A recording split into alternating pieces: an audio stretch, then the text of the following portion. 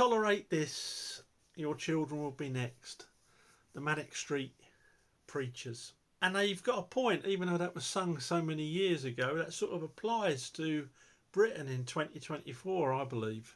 A couple of things have happened in the last week or so that have made me wobble my head. First of all, the Cambridge Union, which used to be a bastion of free speech, a debating society that was coveted all around the world and has now apparently become the bastion of free speech, as long as it's the free speech that the majority of students agree with, the majority of indoctrinated students agree with. They voted after one of these debates to make mandatory vaccination lawful. I can't get my head around that. Yeah, in total contravention of the Nuremberg trials. This new set of, and it's the Cambridge Union, some of these people are going to be future politicians. They appear to be left-wing Nazis. It's all right saying cultural Marxists, but let's call it out as it is. If you would legalise mandatory vaccination, you don't recognise full bodily autonomy, you're just as bad as the SS. And this is what we are producing in our universities.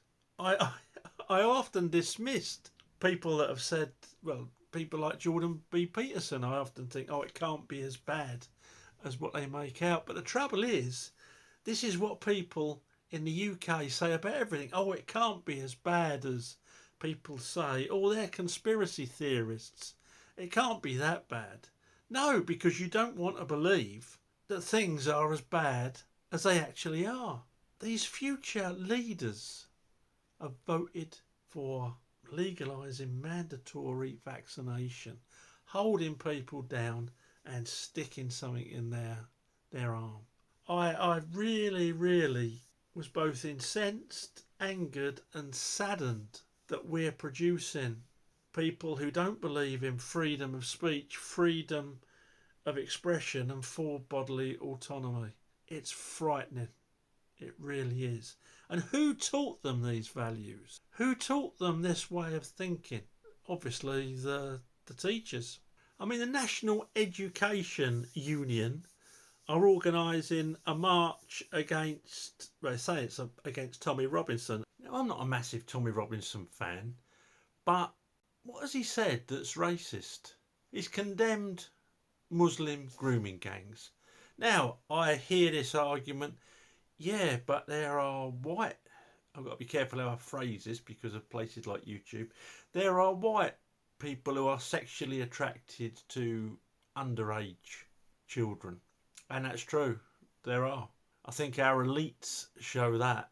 But not on the industrial scale, and it's not me just being anecdotal or silly about it. Crime figures, prison figures show that there is a particular problem in the Pakistani Muslim community with grooming young white girls and young Sikh girls. Leave their own alone, funnily enough. But there's a real big problem with it. Percentage-wise, a lot higher chance that a Pakistani Muslim man will be involved in grooming than a white working class, middle class man or woman in this country. He said that Islamic jihadis calling for jihad on our streets probably isn't a good thing. MI6 and MI5 tend to agree with him on that, but the government doesn't seem to. Oh, you're a fighting age man from a Muslim country. Have you got any documentation? No. Oh, well, come on in then. It's crazy. March against the government, like I will be on Saturday.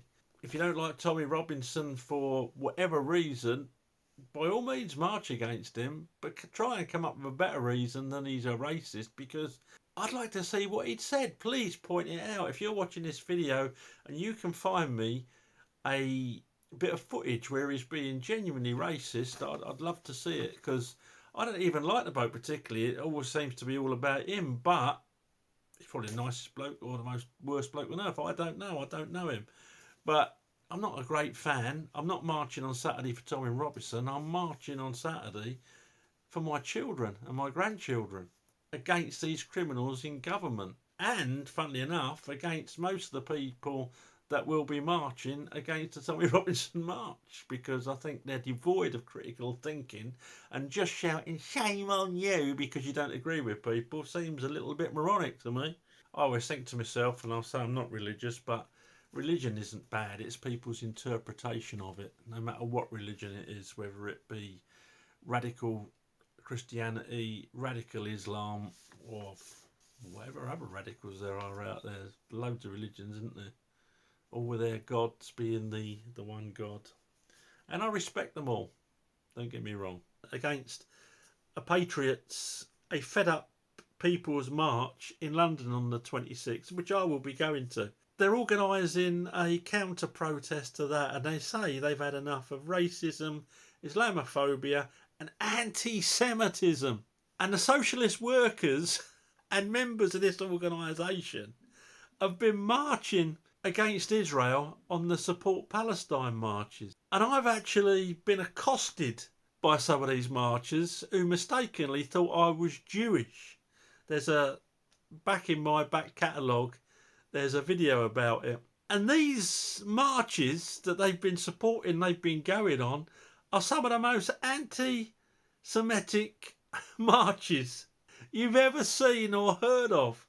And I just think to myself, oh, give your head a wobble. These people are cultural Marxists who don't want any pushback against supporting biological facts, thinking our pensioners should be able to heat their houses, thinking our pensioners and our veterans should have a roof over their head and food on the table. That's why we're marching, nothing to do with Tommy Robinson. And march against that if you want. March against people who care about their communities, who don't believe in big government. They want small government. March against them. March against people who think we should have closed borders and we should be deporting illegal immigrants, particularly the criminals. I'd love to know how many of these people on these marches would let any indiscriminate one of the people that come in on boats babysit their kids. I need a babysitter. Have you got any documentation? No, I haven't. Any references? No. Oh, you see my deal? Yeah, come in. Fill your boots. That's little Rosie, and there's little Tommy. Don't be too worried if he's suspicious of you. Oh, we can go out now with no worries. I've got nothing against genuine refugees. Nothing at all. But let's know who these people are. 745,000, 750,000 illegal immigrants in the UK. And that's down to the Tories and that's down to Labour now. Services are stretched. We haven't got the infrastructure. Let's be honest about it. You can't carry on. Where's the end to it? Now, I agree we need to change our foreign policy, us and the United States, but I can't see that happening anytime soon. But why should the average man and woman on the street who've got nothing to do with these psychopaths in government, why should they suffer? And why should people who genuinely go through the legal migration routes be tarred with the same brush as the illegals and the criminals who are coming over here, aided by some of these cultural Marxist idiots who don't appear to know any better? Again, they've had enough of anti-Semitism. Oh dear. Well, go home then on a Saturday. Stop it. Let the Jewish community in the UK, particularly in London, go about their daily business without being abused and in some cases attacked by the more radical elements of your marches, your far left hate marches. Let them go about their business. Some of them don't even agree with Israel, and yet they still get abused. Some of your more radical elements are abusing people who they think are Jewish. It is really like going back to Nazi Germany. I'm not saying every youngster, but I had an interesting conversation on Instagram. There was a post with all these bombs that had been dropped on on Palestine. And one death is one death too many as far as I'm concerned. I don't care if they're Palestinian, Israeli, whatever. I've got no horses in the race. I think blanket bombing anywhere should be stopped. I think we shouldn't be arming Israel, and I don't think Iran should be arming Hamas and Hezbollah. So that's me. I just like the violence to stop. Easier said than done, because this conflict goes back not to 1948, not to October the 7th, but hundreds of years back. So I said, in response to this Instagram post, which was about the amount of bombs that have been dropped on Gaza, no one mentions the constant terrorist attacks on Tel Aviv. No one mentions why the neighbouring Muslim countries to Palestine aren't that keen on taking refugees in from their fellow Muslim countries. Do a bit of research, have a bit of critical thinking, and before you go, shame on you, because people think differently, try doing a little bit of research and not just listening to the person next to you because they seem cool and they're my tribe. I said it's shocking. The war should stop, full stop. We should stop supplying and Iran should stop. Well, I got absolutely climbed on big time, didn't I? And a guy said to me, well, all this didn't start on October the 7th, you know. And I said, it's very complicated because even before there were Muslims, even before Islam was a religion, because Muhammad and Allah, they were late arrivals at the religious book table, let's be honest. That place, that piece of land, was called Judea. There were Christians and Jews living side by side. And then the Philistines came along and named it Palestine. That's what I said. It's complicated. I got absolutely torrents of abuse, largely from British middle class kids. I got told, oh yeah, are we going to go back to the dinosaurs? Which was the most stupid thing I think I'd heard on the internet. And for that to be the most stupid thing I'd heard on the internet that week, that took some doing. Are we going to go back to the dinosaurs? Most of them were going back to 1948. No one wanted to mention October the 7th. For those that did, said, oh, it was a guerrilla attack. It was a legal attack. What would you do if someone invaded Cornwall and kept on being horrid to the Cornish people? I said, history didn't start in 1948. It goes back so much further. So my point was that there is no black and white in this conflict. So let's say, all them demonstrators in London, let us say that Israel stopped bombing tomorrow. And I said to some of them, are you going to go out demonstrating next weekend to get Hamas and Hezbollah to stop bombing Israel? Are you going to go out next weekend on the streets to try and convince Hamas to give their Israeli hostages back? Silence. Absolute silence. Why is that? Yeah, I think it's a genocide in Palestine. I think Israel should stop blanket bombing to get Hamas.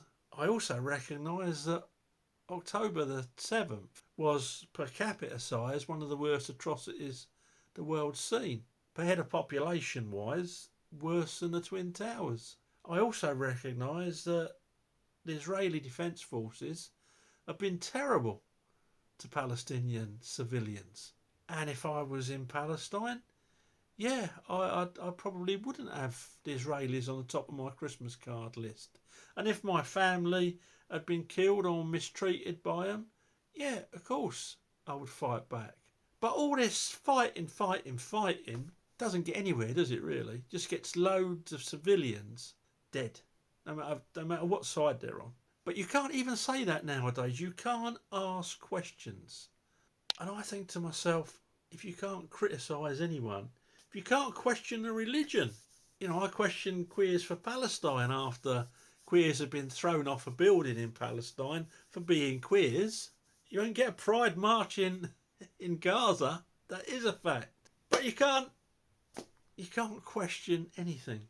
And then my granddaughter, who's 10, came home from school telling me how many genders they were. I took her to one side, and in a nice way, I told her that her teacher was either mad or indoctrinated. I said, that's absolute rubbish, and you can tell the teacher that from me. No wonder people are homeschooling. But I'll tell you what we do need to do. We need to have a full inquiry into teaching. We need to get back to teachers meeting parents before the term starts and going through what their children are going to be taught, especially 10-year-olds, 9-year-olds. I've heard some horror stories as young as 7-year-olds being taught about sexual matters. And I'm not even talking about basic birds and the bees. Some of the stuff, mind-blowing. If you tolerate this, your children will be next. We need to get back to having some sort of moral code in schools. I'm not a Christian. I don't do religion. But some sort of, we'll say, Christian code, because that's what this country was built on, and Christianity got it wrong loads of times and loads of people died, but eventually we got a set of values: respecting other people, respecting women, respecting the elderly, loving thy neighbour, and the ultimate, don't kill anyone. We need to get back to Christian values in schools, even if it's not religious. We need to get back to morals and teaching biological facts. And not just biological facts, facts. Climate change. Most of the stuff they come out with isn't based on fact. That's why people like Sadiq Khan have got to try and manipulate the facts, because none of their arguments bear fruit when they come under any sort of scrutiny. Climate change is being put there as the next COVID is to control. And I need to get that across to my children. And you know what? They won't be indoctrinated. I will show them the facts and let them decide. And that's what schools need to do. And as for universities, we need a full government inquiry into what they're being taught.